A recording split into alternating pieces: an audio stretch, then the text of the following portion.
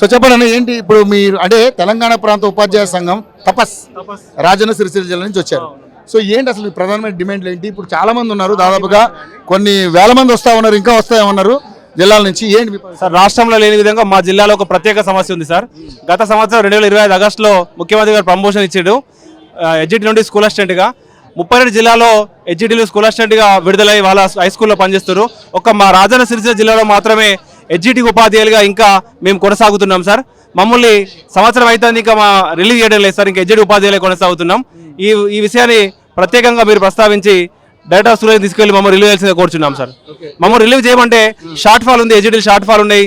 Promotion వచ్చినా కూడా మేము హెచ్జిటి కొనసాగుతున్నాం సార్. ప్రమోషన్ వచ్చి 1 ఇయర్ అయింది సార్ ఆల్రెడీ. ఇంకా హై స్కూల్ కి పంపడం లేదు సార్, మమ్మల్ని మళ్ళీ ఇంకా ప్రైమరీ స్కూల్లోనే కొనసాగిస్తారు సార్. ఇది రాష్ట్రంలో ఎక్కడ లేదు, 33 జిల్లాలు ఎక్కడ లేదు. మీకు ప్రమోషన్ వచ్చి 1 ఇయర్ అయినా కూడా మీరు ఇంకా ప్రైమరీలోనే ఉన్నాం సార్, హై స్కూల్ వెళ్ళడం లేదు. ఇది ఒక మా జిల్లాలో ఉంది సార్, ప్రత్యేకంగా సిరిసిల్ల జిల్లాలోనే ఉంది. ఎన్నిసార్లు అధికారులకు చెప్పినా కూడా షార్ట్ ఫాల్ ఉంది, హెచ్జిటి చేస్తామంటారు కానీ సంవత్సరం నుండి ఇంకా చేయడం లేదు సార్.